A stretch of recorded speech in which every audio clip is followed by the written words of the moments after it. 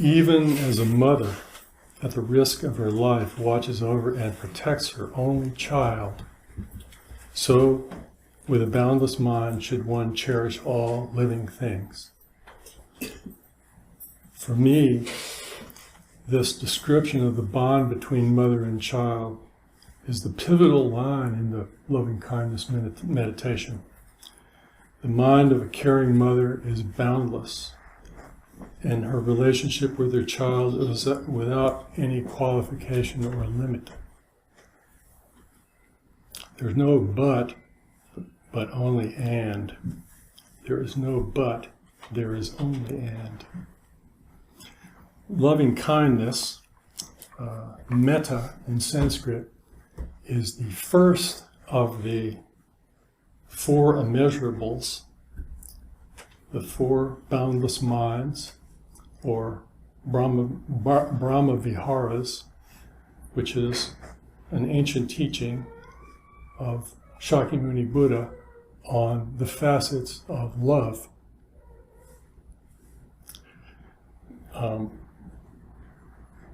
The four are metta, loving kindness; karuna, compassion; mudita, sympathetic joy; and upeksha, equanimity.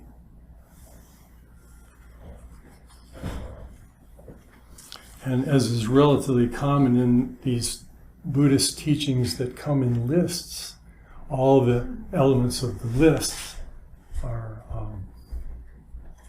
included within each other, and they all illuminate each other and enrich each other's meanings.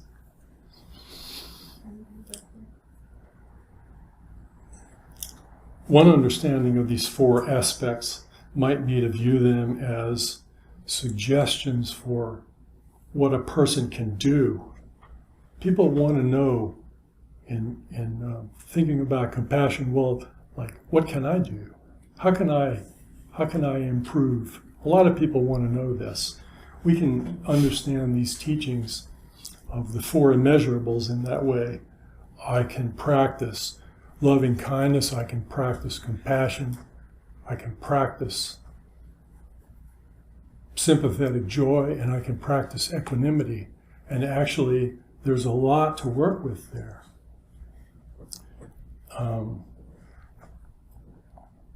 This kind of practice is really good, and there's some limitations involved with it also, which I want to describe.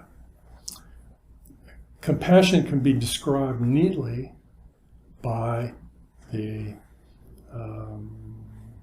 kind of ethical reciprocity contained in the Golden Rule. We should act in a way, according to the Golden Rule, we should act in a way that presents the way that we would like to be treated ourselves. So it's based on recognition of our relationships with others and a desire to act in accordance with that understanding. And the world is a better place because people practice this. And it's responsible for a lot of good, this kind of attitude and this kind of practice. And as I mentioned some limitations earlier, if this teaching is practiced in a, let's say, more conventional way, it can be practiced in a kind of transactional way. Like, I should treat people nicely so they'll treat me nicely in return, so to speak, to put it kind of a little bit coarsely perhaps. But there can be kind of subtle variations on this transactional reading of the Golden Rule. And the Golden Rule is great. I don't mean to disparage it. It's just that I want to investigate some other, I want to investigate it in more depth, I should say.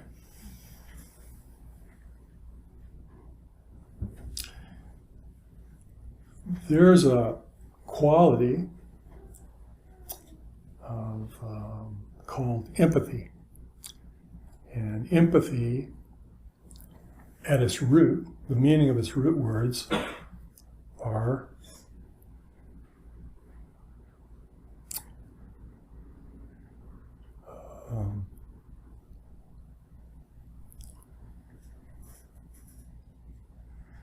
well, I should say sympathy.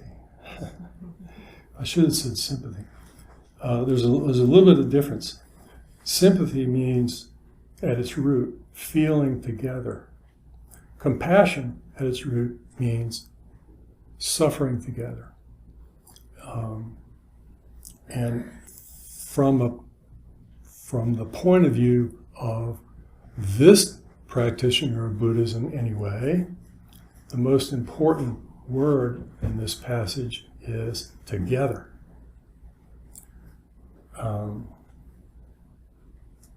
I'd like to propose a somewhat different view of compassion, as well as the other immeasurables of loving kindness, sympathetic joy, and equanimity, in which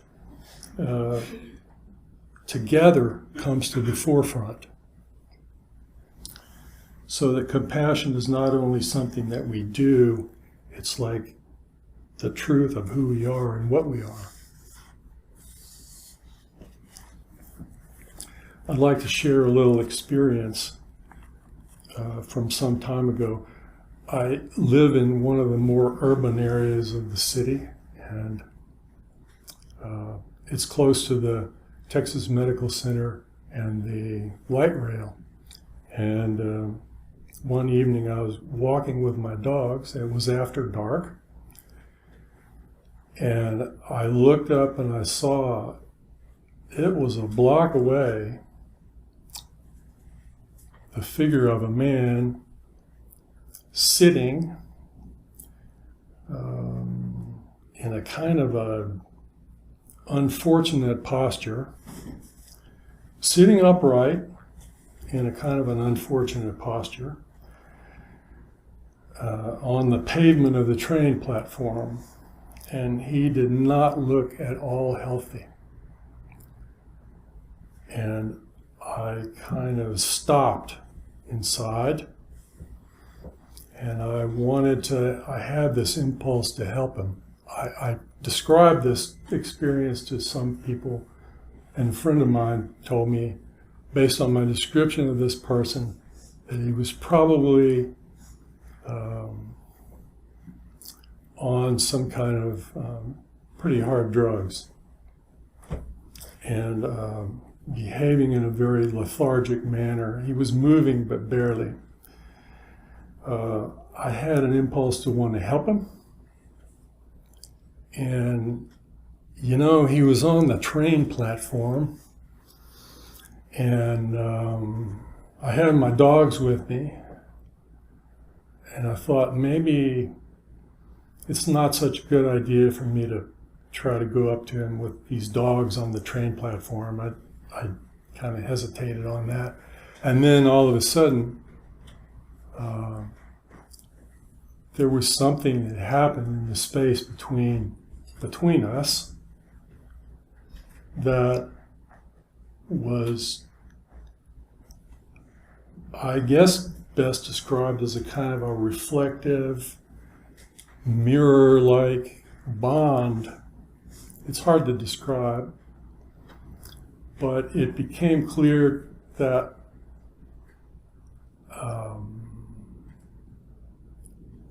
there was something more than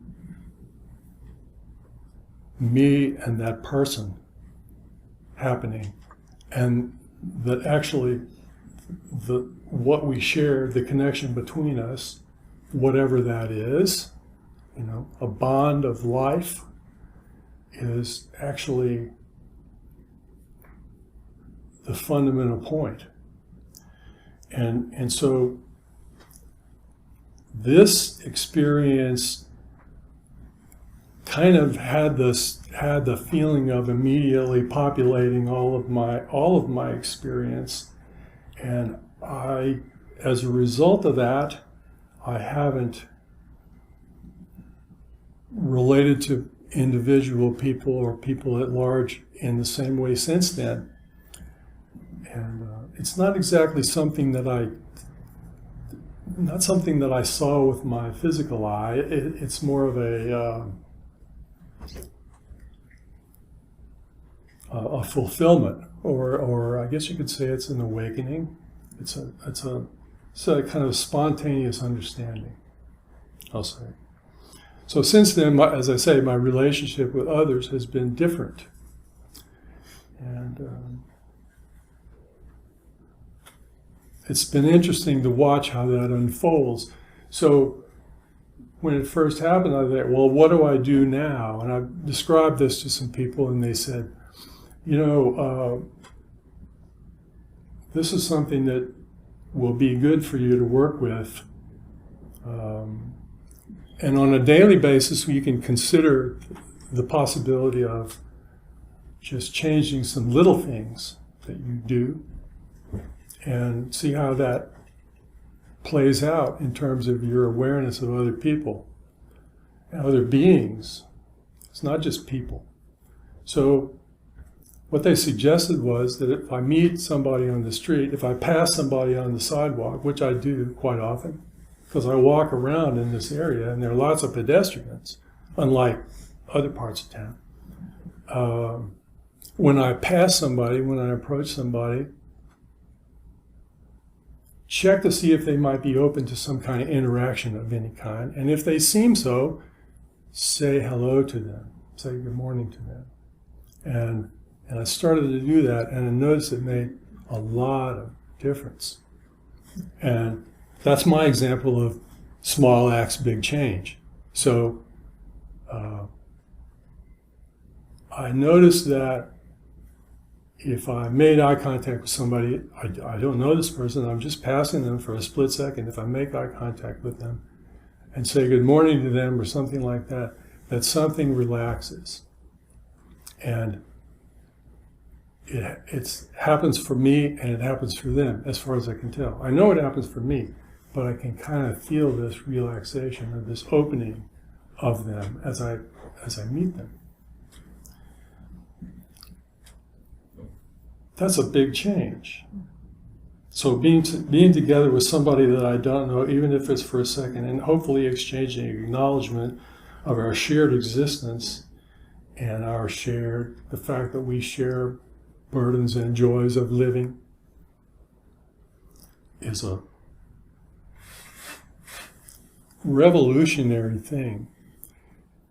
It may be small, and it also is a reminder, a good reminder, and a kind of a good platform for any interactions that I have with anybody at any other time.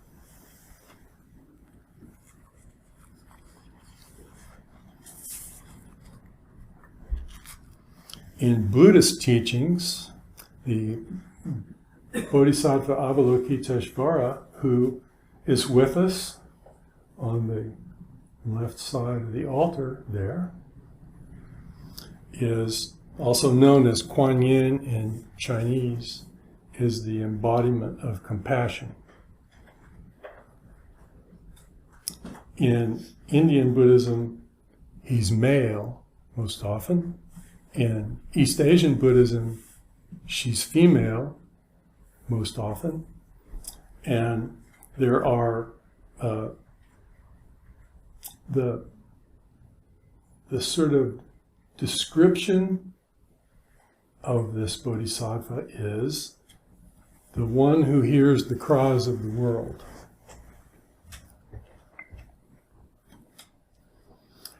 Avalokiteshvara is depicted in many ways, and probably one of the most striking ways is as a being with 1,000 eyes and 1,000 arms.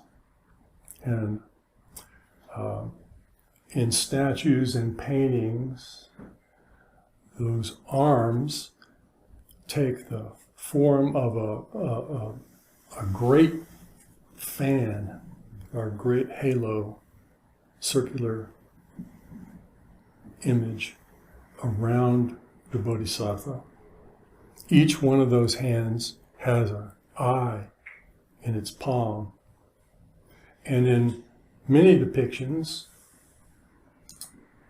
Avalokiteshvara in each hand has a tool of some kind, a bell or a book or a light or a bowl of food or a diamond thunderbolt or in contemporary renditions, she has a scalpel, a hand drill, a iPhone, catcher's mitt, cooking utensil, something from our life today that can be of great help to somebody at certain times, according to the need of each person.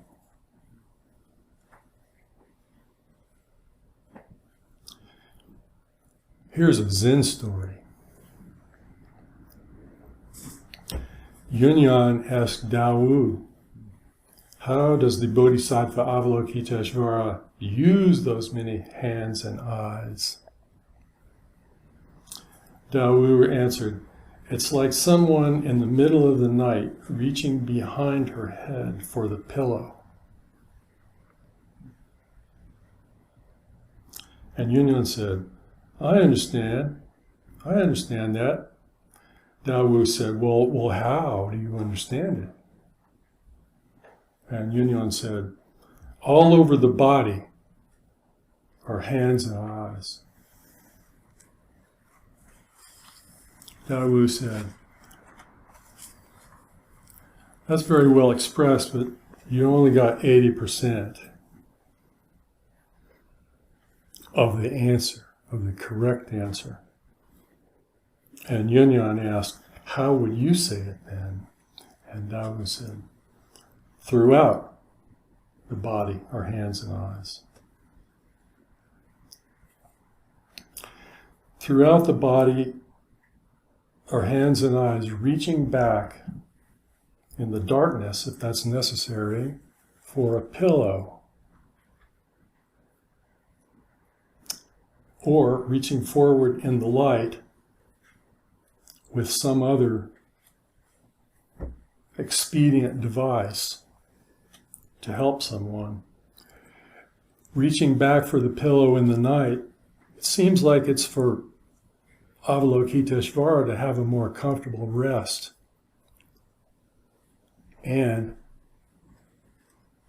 for Avalokiteshvara, there's no difference between that and reaching forward into the light with some help for someone else, because there's no real distinction between Avalokiteshvara and another being.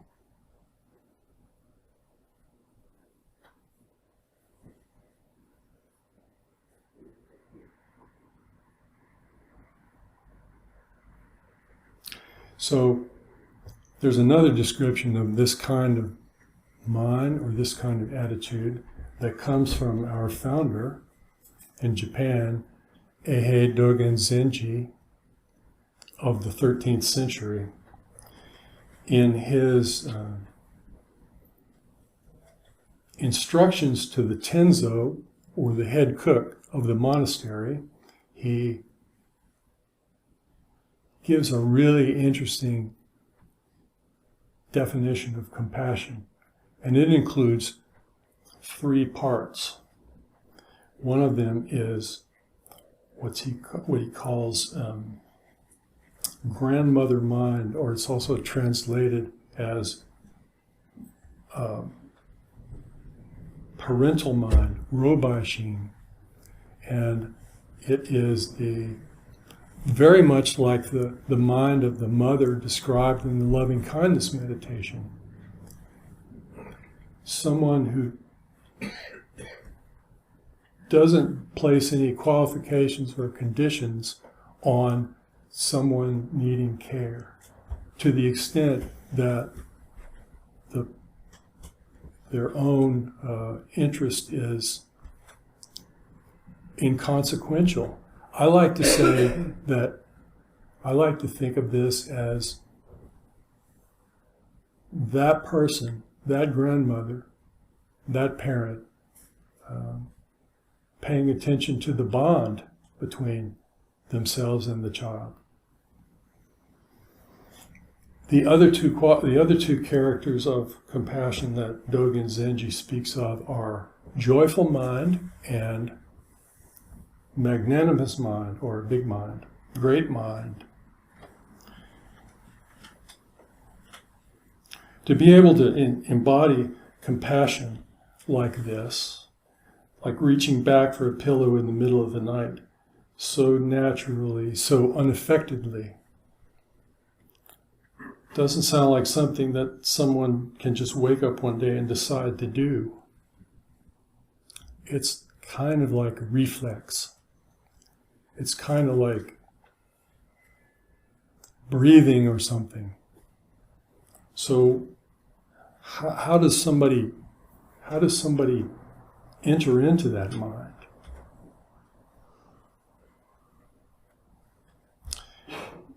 It's a beautiful aspiration. We can practice entering into this mind by practicing alongside Avalokiteshvara Bodhisattva. Fortunately, she's there to help us, and fortunately, she's very patient. And in Zen practice, we have the chance to sit in silence and stillness, zazen, in observance of the reality of our life. And in so doing, we also have an opportunity then to listen. Perhaps we'll hear the cries of the world. It's a form of disciplined acceptance as well as inquiry. When erroneous imaginations cease, the acquiescent mind realizes itself.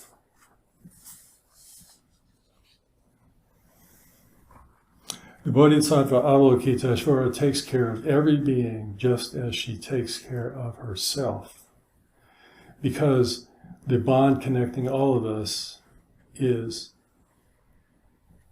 true nature of our being.